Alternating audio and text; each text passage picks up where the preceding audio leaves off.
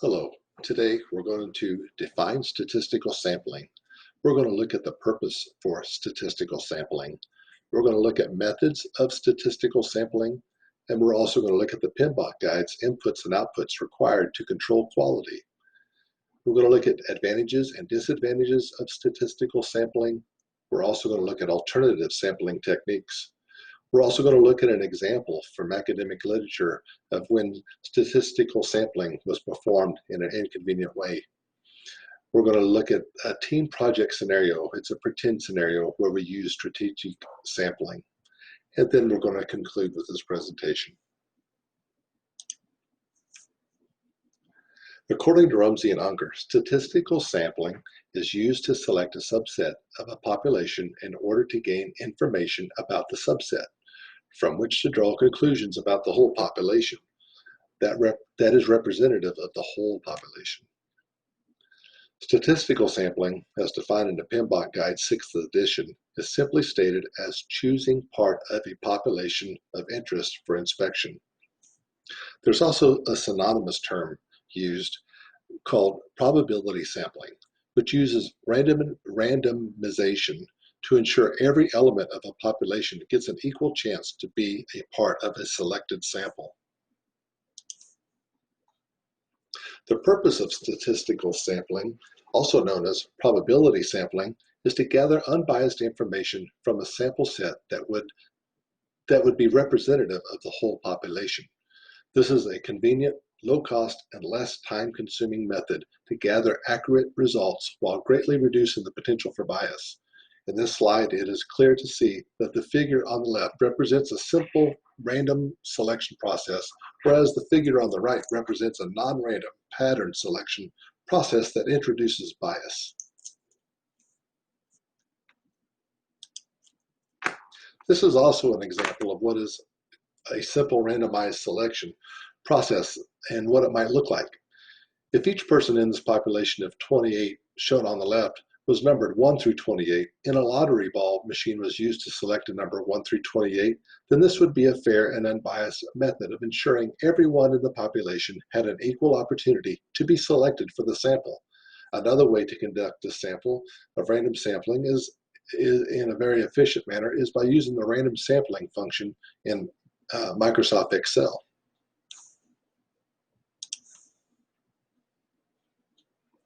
I explained what the purpose for randomized sampling is, and that is to gather unbiased information from a sample set that would be representative of the whole population. But what is really at the root of the randomized sampling? Well, it's all about quality. Walter Shewhart developed methods for analyzing and understanding why products of the same design manufactured by the same processes had variations. Shewhart realized that variations, no matter how minor, existed due to a lack of quality controls during manufacturing processes. If a product varied too far from design, then a product was either defective or useless for its manufactured purpose, which in turn ended up as waste. In 1931, Shewhart published Economic Control of Quality in Manufactured Products, which introduced the principles of statistical process control that are still used today to improve quality by reducing variation in the process. W. Edwards Deming, a well-known man who was once worked with Shewhart, helped the War Department during World War II by helping them apply Shewart's statistical process control techniques toward the production of wartime machinery and other urgently needed products. Deming was able to help improve quality by reducing variation in manufacturing processes, which proved effective in providing reliable equipment to the war fronts. Post-WW2, Deming helped Japanese automakers reduce variation in manufacturing, which greatly improved quality, which equated to reliable products and more satisfied customers. In the early 1980s, Deming was hired by Ford to help them greatly improve quality of their automobiles, which influenced all automakers in the US to follow suit. As stated in the PMBOK Guide 6th edition, statistical sampling, along with questionnaires and surveys, are tools and techniques used to help control quality. If the data gathering tools and techniques are not designed to obtain the most reliable and accurate representative information about a population, then the data gatherer's time and effort is wasted. So how do we achieve unbiased sampling of a population from which we want to obtain relevant and accurate information? Well, there are 5 random sampling methods, also known as probability sampling methods, commonly used to reduce the potential for bias, which are simple random sampling.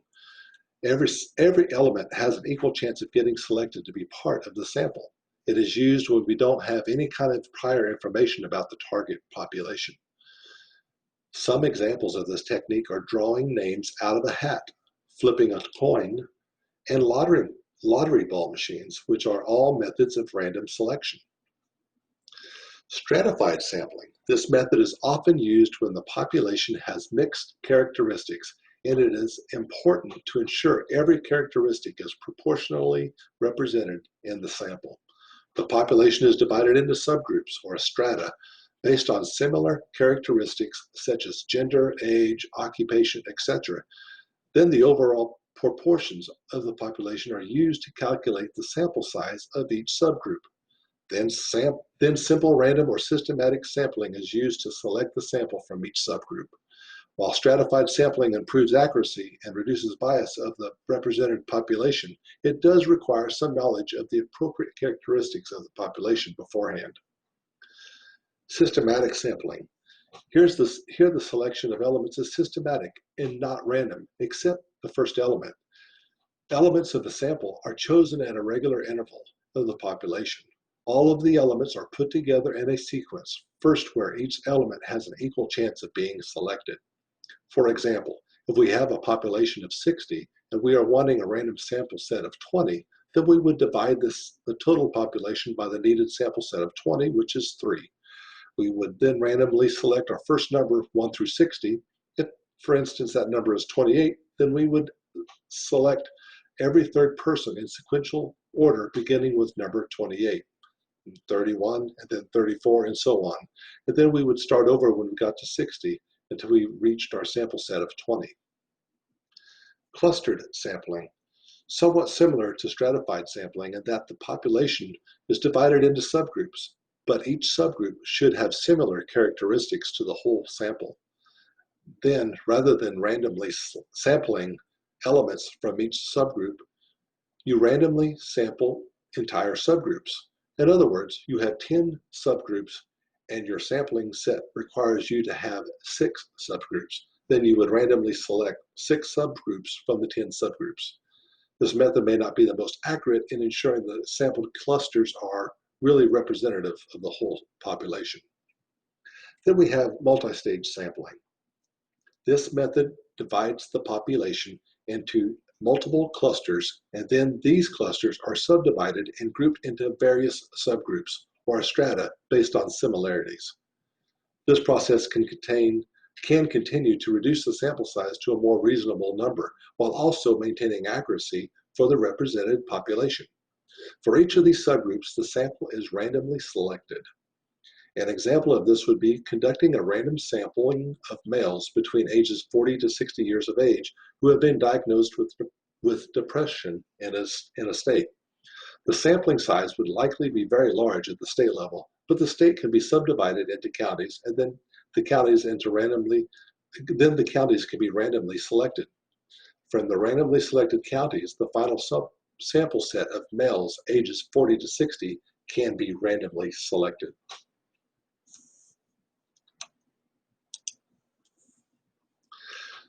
These are the inputs and outputs as shown on page 298 of the 6th edition of the PMBOK guide.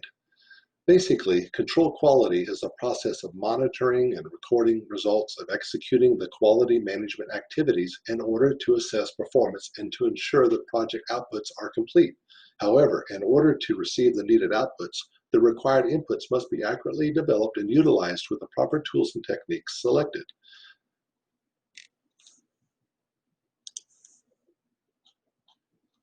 The advantages of using statistical sampling, primarily random sampling, are that they are less expensive than sampling the whole population. They're less time consuming than sampling the whole population. And if done correctly, they remove bias from the sample population. They can be accurate when the whole population is available to randomly draw a subset from, and they're simple to design and conduct. And also, they provide a quick tabulation of results. Disadvantages of statistical sampling, though, that they can happen when you don't know the accurate size of the population being sampled. You must also take great care to make sure you have a large enough sample set to avoid bias. It also may be difficult to gain access to the whole population to draw a subset. I give an example of that in slide 12 of this presentation. When it comes to private or personal matters, people may not provide honest answers, but then again, that would also be true for all methods of sampling. There are alternative sampling methods, but they are non-probability methods. These would be more biased than the probable methods discussed earlier. One method is convenience. This sampling method includes individuals who are most accessible to the researcher. It's an easy and inexpensive method of gathering data, but it does not perform its due diligence to ensure the sample is being taken of the representative sample or representative population. This method would likely return very biased results. Then we have the voluntary method. This sampling method is similar to convenience sampling in that it is easy to conduct and it is also inexpensive, but instead the researcher selects the participants. The people will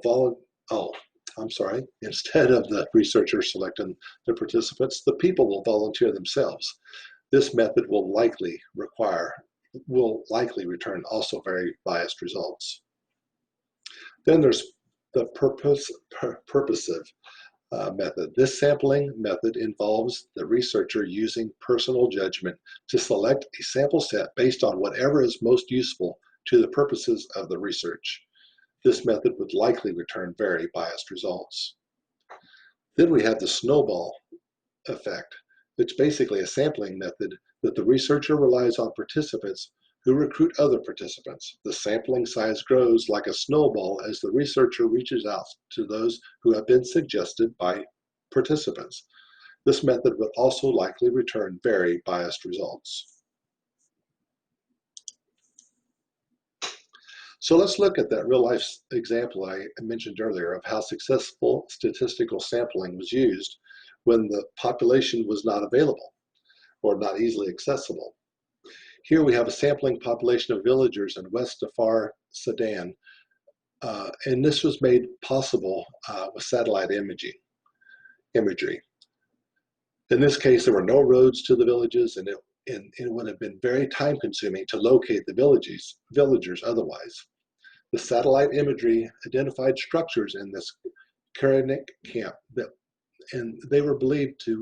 these structures were believed to house villagers. The structures were then randomly sampled and given GPS coordinates. A random sample number generator was then used to select coordinates for the structures for each team to survey. The GPS coordinates were then given to 4 ground-based teams to sample the inhabitants of each of these structures.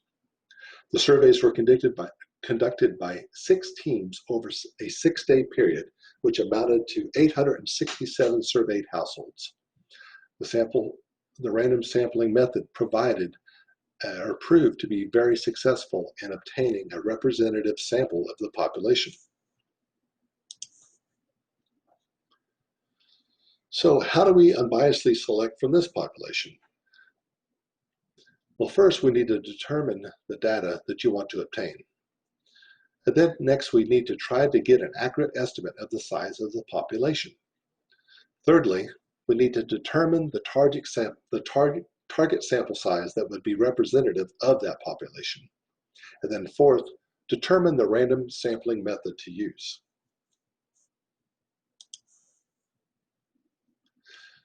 This and the following two slides are a pretend scenario designed to help us understand how a random sampling and survey process might be performed. First of all, the purpose of this survey is to gather data concerning how well the Acme Corporation is aligned with this mission statement. In this scenario, we are expecting a population of 500 attendees to attend the Acme event in our team case scenario. The target sample size is going to be 125, or 25% of the expected population. The systematic sampling method will be used, and every adult attendee would be given a red, white, or blue breakaway lanyard in that sequential order in a consistent manner throughout the whole event as they each enter the event. Then only those people with blue lanyards, meaning every third adult, would be surveyed. And then when the survey was completed with each adult, the survey participants had both sides of their badge marked with a Sharpie marker to denote that they had been surveyed, so that Acme survey volunteers would not ask them again. So here's a look at the questions that we used for the survey. Basically, the survey questions utilized a scale of 1 to 5, 1 represented very unlikely to 5 being very likely. Just 5 questions were asked so that the attendees wouldn't become agitated.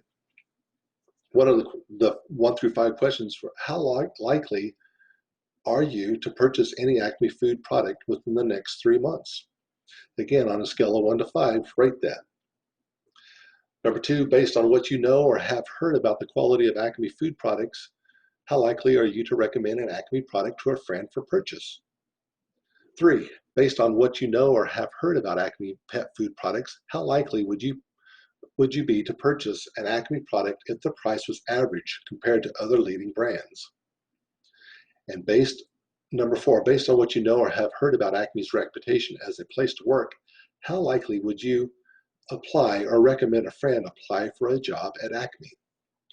Then the 5th and final question is, based on your family's experience at this year's event, how likely would you return to the 2021 Acme event?